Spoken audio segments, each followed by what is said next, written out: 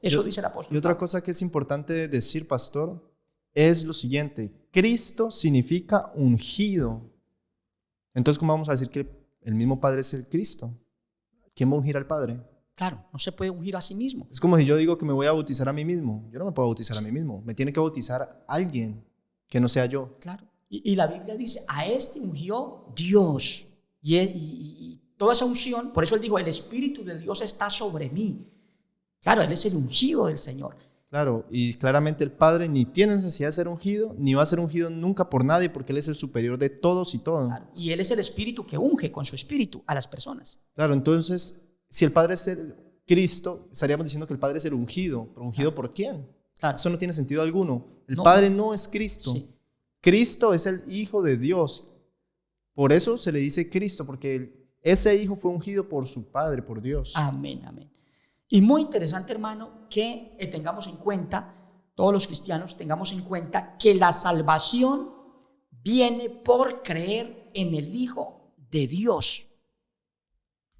Muy importante esto. San Juan 3:16, texto muy conocido, usado muchísimo por todo el pueblo de Cristo en la predicación del Evangelio.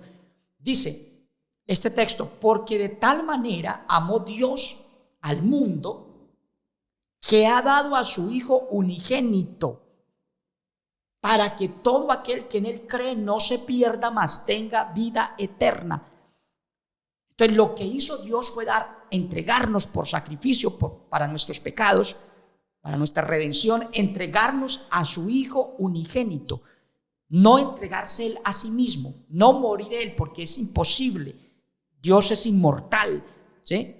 Y en Él no hay mudanza, Él no mudó, en Él no hay variación, Él no se hizo hombre. Eso está clarísimo en la palabra. Lo que es espíritu, dijo el Señor, espíritu es, y lo que es carne, carne es.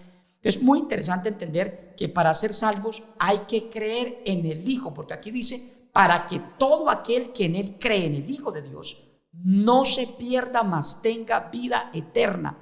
Yo creo que podemos anotar algo más aquí sobre esto, la importancia de recibir al Hijo de Dios, porque es que hay gente que cree que si creen en Jesús, el Jesús hecho hombre, el Jesús hecho carne, el Jesús hecho en modo hijo, que con eso es suficiente para salvarse, que hay que creer en Dios, no importa si fue el Padre el que se hizo hombre, todo es creer en Dios. No. Los patriarcas hablaron de su Dios y Jehová se le manifestó al pueblo de Israel como el Dios de Abraham, de Isaac, de Jacob. Claro. Y los mismos de Israel creen en el Padre. Claro, es que creer en Dios, creer en el Padre, eso es normal. No es suficiente eso para ser salvo. Claro, casi que por naturaleza creemos todos los seres humanos que hay un ser supremo. Eso lo dice la Escritura. Entonces la salvación no es por creer en el Padre, porque los que tienen a ese Jesús equivocado, al que no es, y dicen que es el mismo Padre que tomó forma y se hizo hombre, ahí no están creyendo en el Hijo, están creyendo en el Padre hecho hombre. Y la Biblia dice que para ser salvo, dice aquí, para que todo aquel que cree en el Hijo no se pierda, mas tenga vida eterna. Es creyendo en el Hijo que hay vida eterna, no en el Padre. Claro. En el Padre hasta los demonios creen. La Biblia dice que los demonios creen en Dios y tiemblan. Lo que hace salva a la humanidad es creer en el Hijo de Dios. Sí, porque si creer en el Padre fuera suficiente para ser salvo, tal vez lo era, pero en la antigüedad. Pero después de Cristo ya no es suficiente creer solo en el Padre.